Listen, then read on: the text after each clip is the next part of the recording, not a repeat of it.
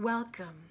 From whenever and wherever you join us, you are welcome here to this collaborative worship of the Baja four Unitarian Universalist communities found in Southeast Arizona, with one in Amado, two in Tucson, and a fourth in Sierra Vista. Today, we celebrate Mother's Day, and I want to acknowledge all who nurture. Thank you. And on this particular Mother's Day, I want to give a shout out to one of our Baja 4 ministers, to Reverend Bethany and to her husband Brian, who had a baby this week of Mother's Day 2021. Congratulations to you, Brian and Reverend Bethany, and welcome to the world, Otis Christopher. Blessings to you, Reverend Bethany, on this your first Mother's Day, and blessings to you and Brian as the caregivers you will be every day from now on. On Mother's Day and every day, we should do more than just give cards. I believe we should make our thanks truly count as we support all those who nurture, protecting their beloveds and strengthening their connections to each other. Last year, it was Reverend Bethany who reminded me of one of the very first women who wanted to introduce Mother's Day as a holiday, the Unitarian Julia Ward Howe. And Howe asked that that celebration be for mothers and their children. She made an ask. In her 1870 proclamation, she called for peace. Arise, all women who have hearts. Say firmly, we will not have great questions decided by irrelevant agencies. Our husbands shall not come to us reeking with carnage for caresses and applause. Our sons shall not be taken from us to unlearn all that we have been able to teach them of charity, mercy, and patience. We women of one country will be too tender of those of another country to allow our sons to be trained to injure theirs. Mother's Day should protect and connect those who nurture and the ones they love. Since February of this year, we've held several worship services exploring the proposed 8th principle of the Unitarian Universalist Association, a principle that would ask us to embrace our roots, our belief in the dignity and the possible salvation of all on this earth by working actively to take apart racism and other oppressions. This principle would invite us to a continual process of reflecting on ourselves, acting, then trying again in new ways once we know better. After reflecting and practicing, we have decided to endorse an action during this worship. It is certainly not the only thing we can do, and it will not be the last. But it is fitting that we support the National Bailout, an effort we have been asked to participate in for several years by our BLUU, Black Lives of Unitarian Universalism leaders, to get the many mothers and caregivers who sit in jail, sometimes losing custody of their children for being away so long, disproportionately people of color, because they cannot pay bail. You will hear more throughout this service and find links in the comments below if you want to donate and act. Think about that as I light this chalice, and as you listen and read with me these words of our proposed 8th principle.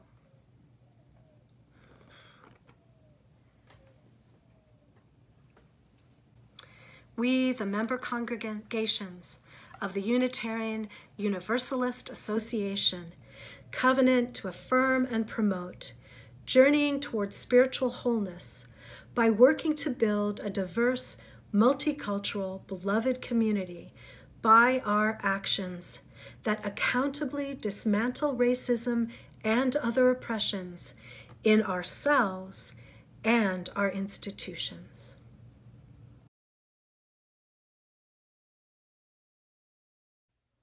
I invite you now to join me in our land acknowledgement. We say these words each week as a reminder of all that has happened and all that there is still to do. And we sit together each week with the discomfort of that truth and the possibility of a different future, one we take action together. We acknowledge that this land was stolen from indigenous peoples. In what is now called Southern Arizona, the displacement, genocide, and theft of land occurred in successive waves of colonization by Spain, Mexico, and the United States. This colonization is still happening, and as we have seen in the last year with the building of the border wall, local tribal nations must continue to fight the destruction and misappropriation of their land by America.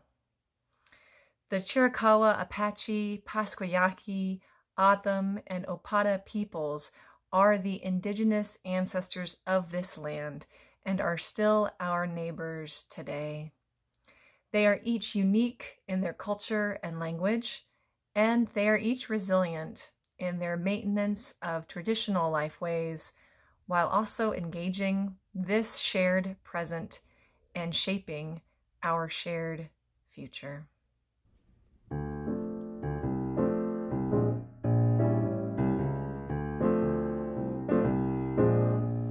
You gotta do when the Spirit says do. You gotta do when the Spirit says do. When the Spirit says do, you gotta do, oh Lord. You gotta do when the Spirit says do. You gotta sing when the Spirit says sing. You gotta sing when the Spirit says sing. When the Spirit says sing, you gotta sing, oh Lord. You gotta sing when the Spirit says sing. Spirit says sing. Spirit says sing. Spirit says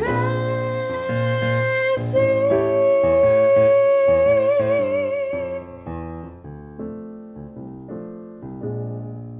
You gotta dance when the Spirit says dance.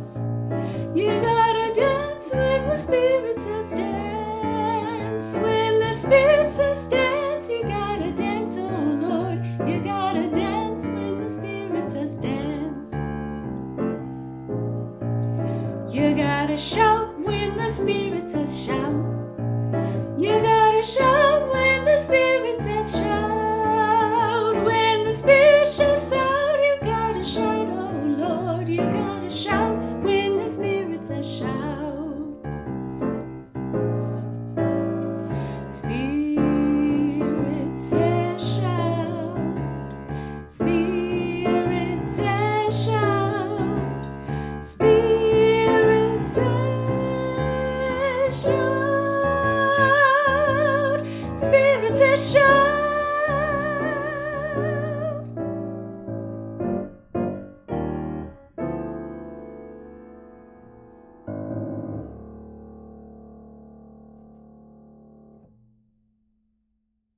Hi friends, today's story is a true story from a person named Starmaine Jackson, who was incarcerated in Detroit, Michigan.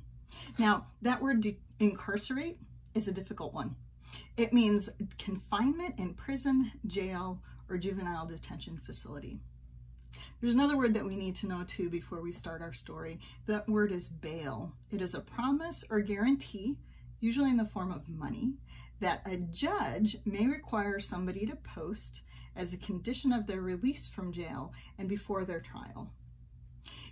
Technically, it's to ensure a defendant returns to court for their trial after they're released. Although bail is usually in the form of money, it can take other forms too. And just a quick warning, this story is a difficult one. It doesn't contain danger or violence of any sense, but it might be hard one for us to hear. This is Starmaine Jackson's story. Starmaine Jackson spent a week in the Wayne County Jail because she couldn't come up with $700 to pay her bail. She was arrested after a routine traffic stop, brought to light a 3-year-old warrant for an alleged felony. This was the first time the 24-year-old single mother of 2 had been behind bars. It was also the first time she'd been separated from her daughters, who were just 3 and 5 years old. She appeared before 2 different magistrates on 2 different days, neither of whom allowed her to ask questions. And in just minutes, they sent her bail at $700, failing to ask if she could afford it, which is required by the law. The law also requires that judges and magistrates determine if a person is a danger to the public or a flight risk when determining bail. And they failed to do this. Ms. Jackson did not have an attorney appointed to represent her, which is mandatory when a person cannot afford legal representation. I had questions I wanted to ask, Ms. Jackson said, but I was told not to speak. The $700 bail Ms. Jackson was required to pay to go free was insurmountable to her, as she had a hard time just making ends meet, even under the best of circumstances. Ms. Jackson is a certified nursing assistant, and at the time was between jobs. And as a matter of fact, the day she was arrested was the day she was on her way to start a new job. But because of her detention, she could not even call her employer to explain the situation. Ms. Jackson's family turned to a bail bond company who agreed to pay her bail on the condition that Ms. Jackson pay $315, which she still could not afford. As for the $165 a day it costs Wayne County to keep people like Ms. Jackson locked up, Ms. Jackson notes, quote, taxpayers are paying a lot of money to keep people who aren't dangerous in jail with terrible conditions and food that is unfit to eat. While she was locked up, the godmother of Ms. Jackson's children cared for her children. They were kicking and screaming, "I want my mommy," says the godmother. On top of trying to care for 2 traumatized children, Miss Oliver and others repeatedly reached out to family members to attempt to raise money to get Miss Jackson out. But, explains Miss Oliver, because it wasn't the first of the month, no one even had $20 to spare for her bail. It was really a big struggle. Miss Jackson herself understands how people who have never been to jail might have misconceptions about what it's like. Until recently, she herself was one of those people. Before getting locked up, she said, "I thought jail would be organized, food would at least be edible, and the treatment of prisoners decent," says Miss Jackson. I was wrong about all of that. I was treated worse than a dog, and it really was an eye-opening experience. Now, Ms. Jackson's experience is routinely avoided by people who can afford their own bail. So what other misconceptions are there about bail and incarceration? There are quite a lot. Some of them that are relevant to Ms. Jackson's stories. Let's see if you can identify where the falsehood is. Many people believe that most people in jail have been found guilty of a crime. In fact, that's not true. People held on bail are there before their trial, and this trial is to determine whether they're guilty or not. 60% of people held in local jails have not been convicted of a crime. Another inaccuracy is the more bail is set, the more likely you are to appear in court. And this just isn't true. Many studies show that the amount of money attached to a bond does not have any impact on how likely a person is to appear in court for their trial date. It just makes it more difficult for those who have trouble affording it to afford it. Most people who are in jail are there because they are accused of a crime that the judge thinks they are a safety risk. Not so. Most judges, when they assign bail, are not evaluating whether a person is a safety risk or not. They have a set bail that they offer, and a person either can or cannot afford to pay it. And finally, as we heard in Ms. Jackson's story, keeping people in jail before trial is in fact more expensive, sometimes significantly more expensive than other kinds of supervision for them if they're released from jail awaiting trial. Can you think of any other inaccuracies or untruths that we might apply to Ms. Jackson's story?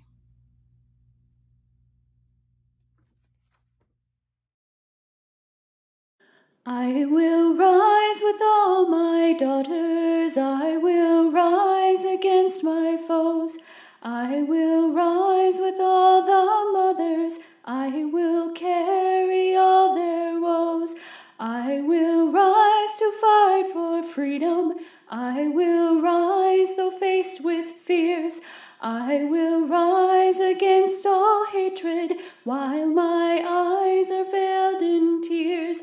I will rise for religious freedom, for a rich diversity. I will rise for all the weary, for each lonely refugee.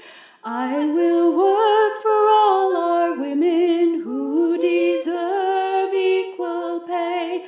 I will work for all our children who await a better day.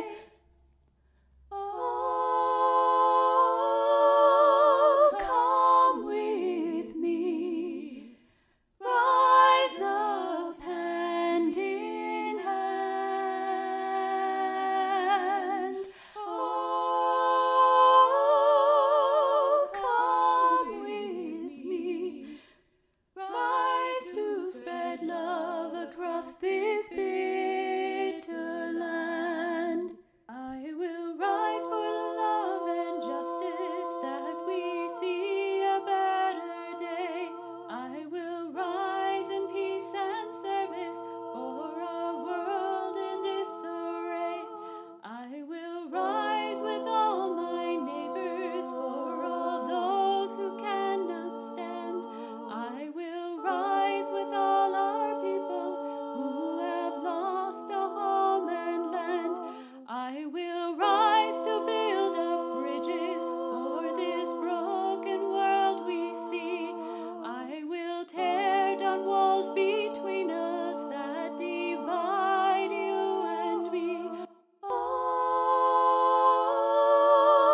come with me, rise up hand in hand. Oh, come with me, rise to spread love across this bitter land. We will rise.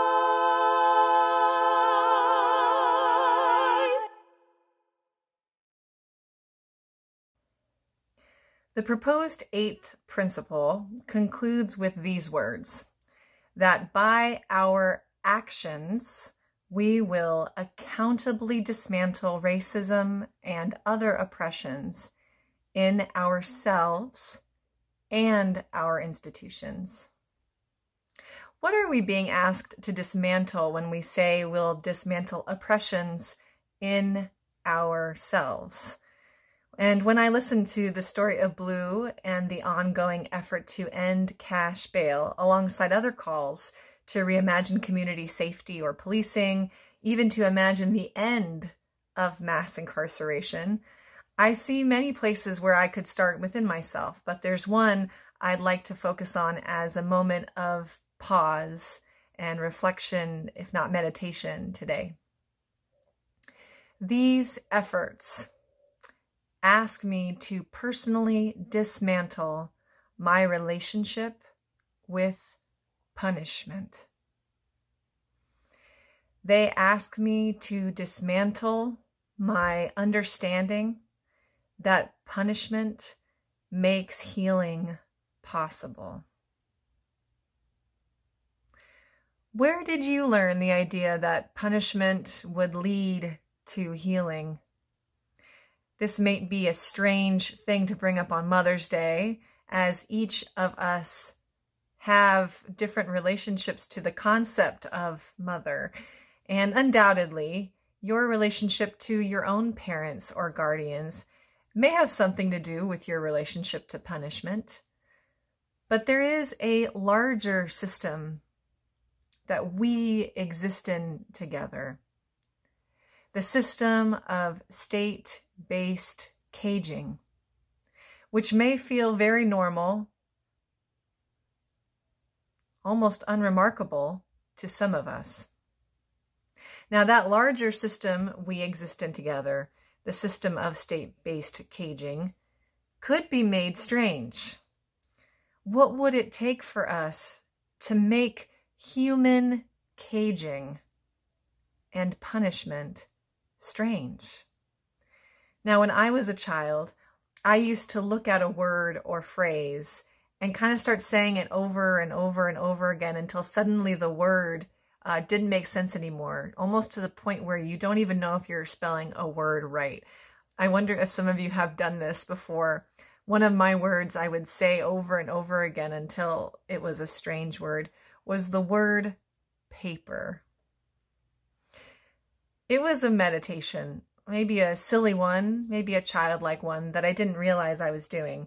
It was the meditation of taking something that you take for granted as normal and really looking at it until, strangely, it begins to disintegrate.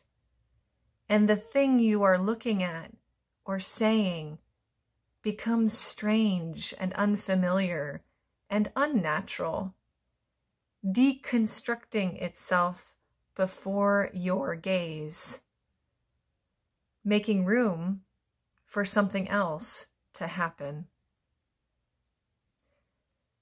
Could we do that with punishment?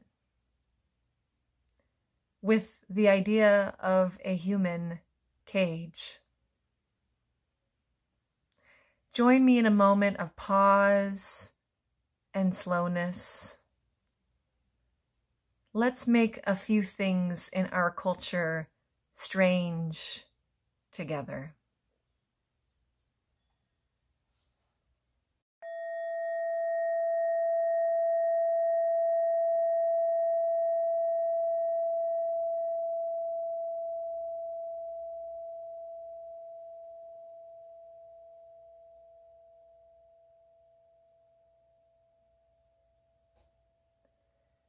What would be possible for the human spirit and for our communities if we did not associate punishment with healing?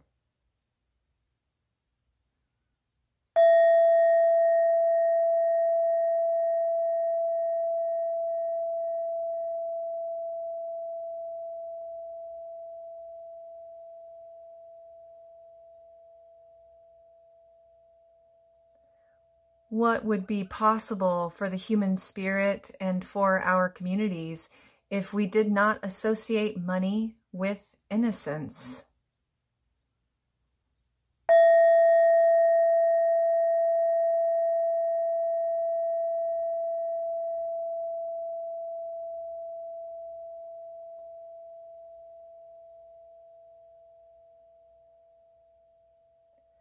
What would be possible for the human spirit and for our communities if we did not associate one person's safety with another person's suffering?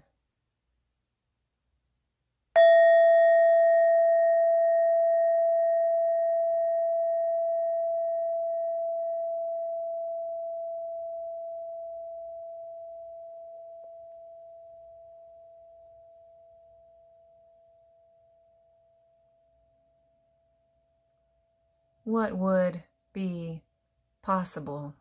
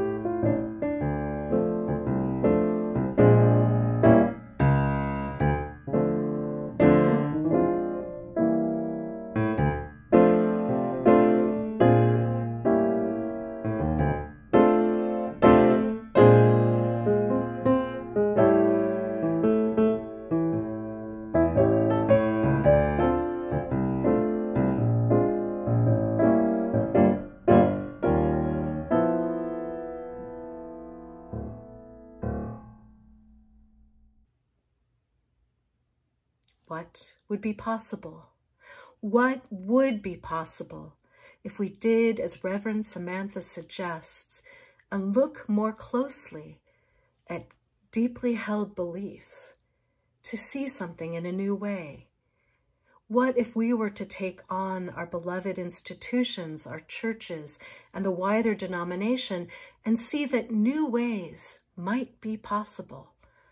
Often it takes an event from the outside world breaking into our life to shift our view, such as a more than year-long pandemic, or as in the story Jamili shared with us earlier, when Starmaine Jackson was forced to remain in prison because she couldn't pay $700 worth of bail.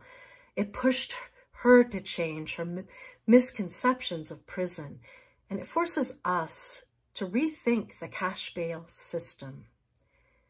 For the UUA in 2017, the in-breaking event was the hiring of a Southern regional lead who was a white man, when all other regional leads were white men, and a woman of color had applied. This led to an uproar, a rethinking of hiring practices in the UUA, many resignations, including that of the UUA president himself, Peter Morales. Yet productive questions erupted out of this chaos. And the Unitarian Universalist Commission on Institutional Change formed, met for 3 years, and published last June its report, Widening the Circle of Concern, a report that encourages us to look at many aspects of our denomination in new ways. It looks at our need for deeper theology and revamping structures. It considers governance, which is really about power, and sees that at the local and regional level, our structures can be too informal, perpetuating a club-like mentality of leadership that undercuts diversity. But our overly complex governance system makes change difficult. At the church level, this study discovers that nominating committees can be agents of change, making sure there is representation, not tokenism, but ever-increasing inclusion and diversity. But, the study finds, if there is not enough training in white supremacy and unconscious bias, it can be dangerous for people of color to be brave in white spaces. And when Black, Indigenous people of color are ministers and speak up, they often lose their jobs. The UUA has a bad history of supporting groups that empower youth and ministers of color and then disbanding them or ending their funding. There are so many ways we can change. Often, the study breaks in with stories that makes this all real. 1,100 people submitted written or oral interviews, and often they described how their worldview had been turned upside down. One minister discovered that her church in Needham, Massachusetts, was probably built and certainly sustained by a slave owned by the minister himself in the 18th century. What hidden stories do we need to uncover? What new ways of seeing do we need to embrace? How can widening the circle of concern help us look through the lens of the proposed 8th principle to dismantle racism in our churches and our denomination? And how can we act? The study holds so many suggestions, but how do we act now?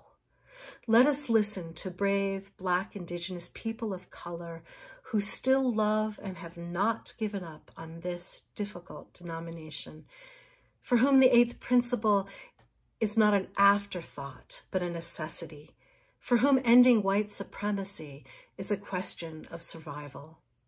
Leaders who bring us to bailouts and push us to be brave within our own churches. Julica Herman de la Fuente speaks of holy interruption, That moment when we hear a racist presentation or comment, and instead of thinking it isn't our job to take a stand, we realize it is. Julica says, it's my responsibility to interrupt when someone is being harmed and to center their or our needs.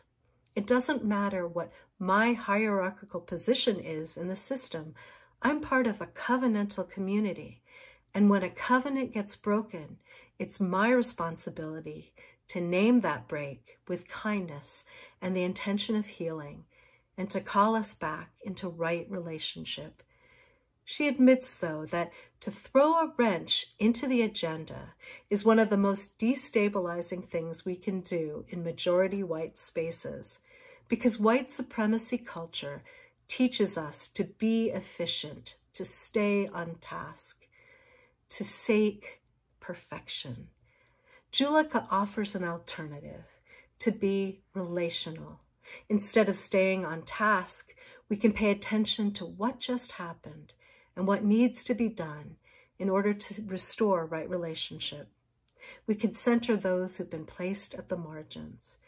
And she adds, the more privilege we have according to our social location, the more responsibility we have to leverage that privilege.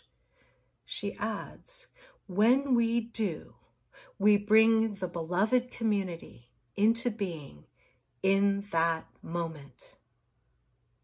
May we be observant. May we listen. May we be brave. May we interrupt. May it be so. We rise,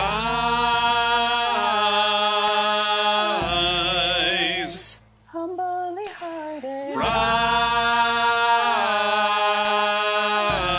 rise, won't be divided. Rise, with spirit to guide us. Rise,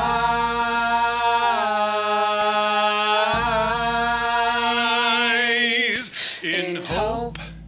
In prayer, we find ourselves here. In hope, in prayer, we're right here. In hope, in prayer, we find ourselves here. In hope, in prayer, we're right here. We rise. All of the children rise.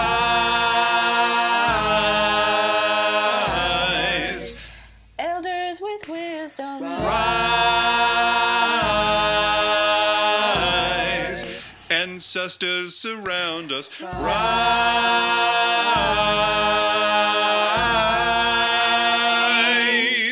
In hope, in prayer, we find ourselves here. In hope, in prayer, we're right here. In hope, in prayer, we find ourselves here. In hope, in prayer, we're right here. We rise.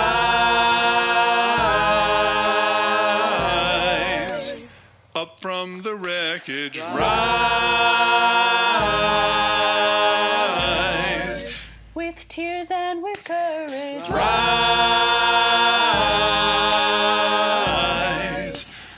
Fighting for life, rise.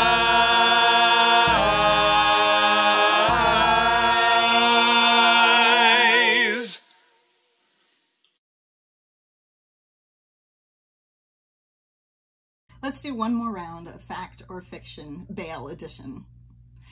Fact or fiction? Unitarian Universalists generally want to help when they see a problem in the world. Fact, of course. I hope and I know that there are some of us out there right now who are asking themselves, what can I do? How can I get involved? And if that's you, you're in luck. There are diverse and growing movements of folks who are committed to address the injustice in our prison systems. One such tactic to address injustice is bailouts for folks who can't afford them. The National Bailout Project says, quote, for them to be successful, for these bailout programs to be successful, they must be a part of a larger campaign to inform, advocate, and organize. With organizing comes more people power and the ability to demand and implement what we want. Bailouts are an opportunity to build with folks who are directly impacted and their families, as well as to encourage our wider community in this issue and to eventually abolish bail money. Right here close to home, our very own UUJAZ Arizona is meeting weekly to educate and take action to end bail money. Nationally, you might want to investigate the National Bailout or even the UU Love Resists campaign, who is raising funds this month of May for a national bailout program. Black Lives of UU, BLUU or BLUU, also sponsors Mother's Day bailouts to bail out women like Ms. Jackson who are incarcerated away from their children, and their children have no one to care for them. But no matter what you do, no matter what you're called to, be sure you learn more, talk with others, and get involved.